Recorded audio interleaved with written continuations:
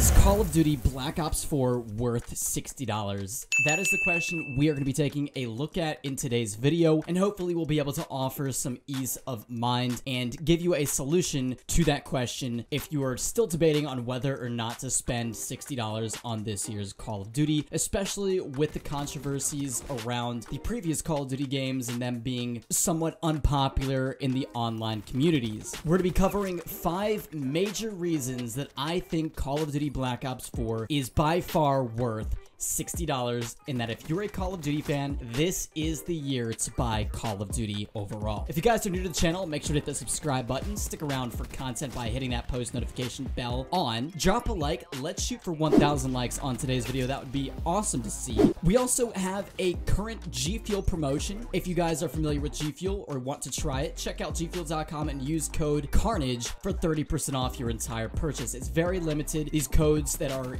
over 10% are very limited, so if you're looking to restock or purchase G Fuel for the first time, now's the time to do it. We also have a G Fuel promotion of 10 tubs. It's a 10 tub giveaway down in the description below if you guys want to enter yourself in that. And without further ado, let's go ahead and jump right into the very first point of why I feel that Black Ops 4 is worth it. So launch day is typically quite overwhelming for the servers and for the development team that is behind that year of Call of Duty. In the past, we have seen massive server outages. We've seen very laggy servers. We've seen it almost impossible to find lobbies. We found a lot of difficulties in previous Call of Duty games. I can remember issues in Infinite Warfare and in Call of Duty World War II where servers were literally off for hours, where the actual launch of the game was pushed back by 3 to 6 hours at some points, and it was definitely very frustrating. This time around for Black Ops 4, there was 0 issues. There were no issues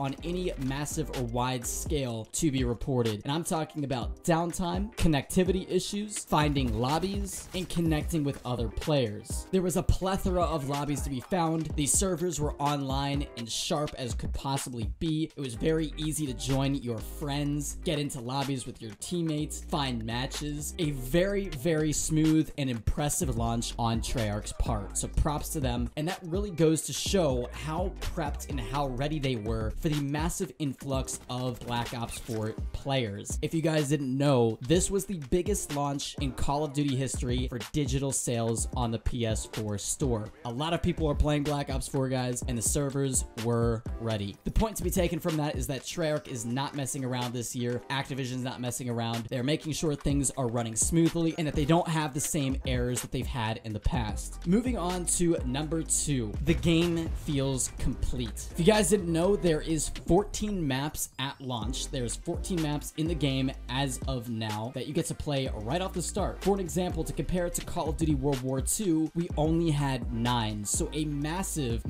increase. That's almost a 33% increase, more than a 33% increase than the previous Call of Duty title in maps, and really makes it competitive with previous Call of Duty games where, we would see 14 to 16 maps in the launch of the game. And we're going to be seeing Nuketown added as a map in November for everybody to play, so that's going to be very exciting. So we're going to be pushed up to 15 maps, and I can't wait to see what Nuketown is like in Black Ops 4. If you guys didn't see this teaser, you can see that is a snowy map, and it seems to be Russian based or Russian themed, so definitely interesting, and I'm looking forward to that. But 15 maps overall, and that is not even including DLC maps, which is obviously going to push us well over 20 maps by the time that Black Ops 4 hits the 4th DLC. And actually, midway through, by the time that DLC 2 is over, we'll most likely have over 20 maps. The weapons are balanced. There is camos, and the camos are fantastic. The game runs very smoothly, as we've already talked about. Paint Shop is in there and working, unlike the massive frustrations that the community had with World War II and Paint Shop not being added until much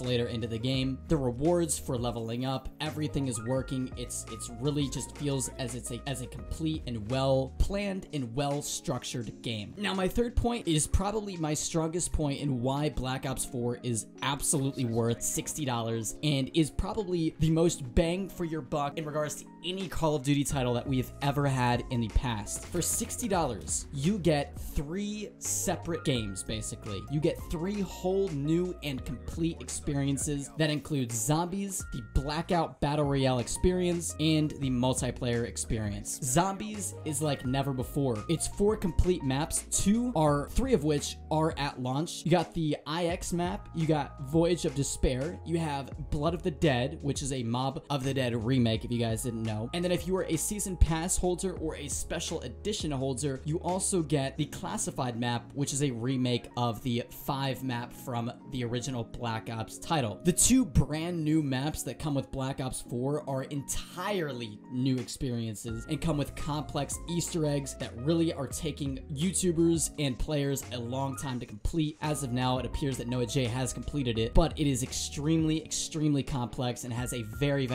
diverse storyline that I think that people, especially those that like zombies, will thoroughly enjoy. There's also new modes and a whole new structure around zombies that really make the experience fresh and that gives the zombies player a lot of content to work with. New modes such as Rush definitely will spice things up, and I'm really excited for zombies overall. Of course, we're gonna be getting zombies DLC maps as the game progresses, and that's gonna be exciting to see as well. And then of course we get the Blackout Battle Royale experience, which is probably the biggest addition that we've ever seen in Call of Duty since Zombies, which was obviously in the beginning. But the Blackout experience is obviously in competition with other Battle Royale games such as the popular Fortnite and PUBG. It's a whole game on its own, guys. It really is. It's a whole new experience. It has its own massive map that is 15 to 2,000 times bigger than Nuketown itself. It has its whole rank up system where you can level up your character, get gear, and work through progressions of challenges. And Treyarch has a lot of opportunity to change the map and do new things to keep the game fresh as we progress through the game. There's a lot of open areas throughout the Blackout map, and you never know, they could completely change certain drop locations or POIs. So I'm really looking forward to it. But yeah, Blackout is a really well put together game. It is by far one of the best Battle Royale experiences on the market right now. It definitely, in my opinion, is better than PUBG and H1Z1. And of course, it is a much different experience than Fortnite, but in my personal opinion, being a fan of Fortnite, I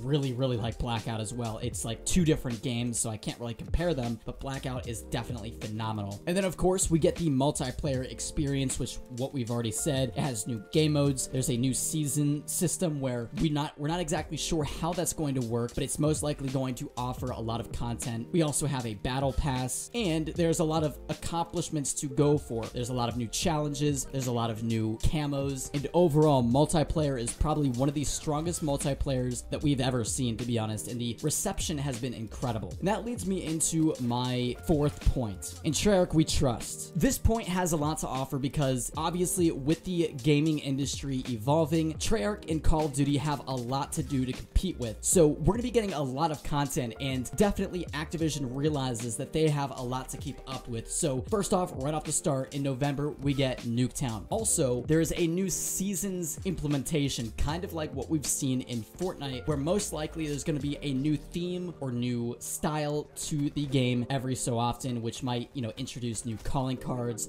new camos, new challenges, new things that offer the community things to go for based around the season. Maybe a Halloween event, things like that, kind of similar to what we saw in Call of Duty World War II, but that's a new thing called Seasons. We also have a supply stream, which is similar to the Battle Pass in Fortnite, which could offer consistent content through each month. Once again, we're not exactly sure how this is working, but if we're given a brand new supply stream at the beginning of each new month, then we could be really looking at a totally different game and like tons of new content each single month. Treyarch also took the game serious right from the start. During the beta, they updated it multiple times. They were very receptive to the community feedback, and they were good at communicating what they were changing and what they were doing via Twitter by releasing patch notes and updates consecutively and consistently. As said before, we can't deny that Fortnite does have pressure on Call of Duty to perform well and to really step up their game in regards to new content and how they update and keep up with the current Call of Duty title. So that pressure is obviously extremely good for players of Call of Duty, because we can expect Treyarch and Activision to really keep up with Call of Duty Black Ops 4 in regards to updates, new content, changing and balancing things, nerfing things, and communicating that to us via Twitter, via YouTube, through community updates, whatever it may be. We can expect a strong relationship with Treyarch, and Treyarch has typically been good with this regardless, so this year's only probably going to be heightened in regards to their communication and their consistency in keeping up with the current game. And then finally, the hype is real, guys. Most likely one of your friends has this game, if not a lot of them. If you're not sitting at the lunch table and your friends around you aren't talking about this game, then you need to find new friends, man. No, I'm kidding, just kidding. But most likely a lot of your friends have this game, and it will be very easy to party up with. A lot of streamers, a lot of YouTubers are really liking this game. The community has never been this pumped about a COD game for the longest time, maybe even since Black Ops 3 or even previous, like to Black Ops 2. It has been a long time since I've seen such positivity and hype around a COD title. Really, I've seen little to no complaining about things that need to be changed or nerfed or buffed. It really is a very balanced game and is running extremely well. So if you're looking for a game to grind and put time and effort into, whether it be through content creation, if you want to start your own YouTube channel, or if you're just looking for a game to play and have fun with, this is the Call of Duty to do it. I promise. It is very good. It's boots on the ground. There's really nothing that people are complaining about. The game's also very friendly to partying up with friends. It's a very community-based game. You have the multiplayer experience, which obviously is great in parties. It's a lot more fun playing with your buddies than it is to play solo. Of course, we have multiplayer, which I've noticed that there's a lot of parties running in multiplayer. It is still a solo-friendly game, don't get me wrong, but it's definitely like, I've seen a lot of 2-mans, 3-mans. It's definitely obvious that a lot of people are playing with their friends this year. And then finally, with Blackout, Blackout is fun solo, but you have the duos and the quads opportunity to squad up or duo with your friends and just have a good time, you know, slaying out and seeing if you can stay alive and get that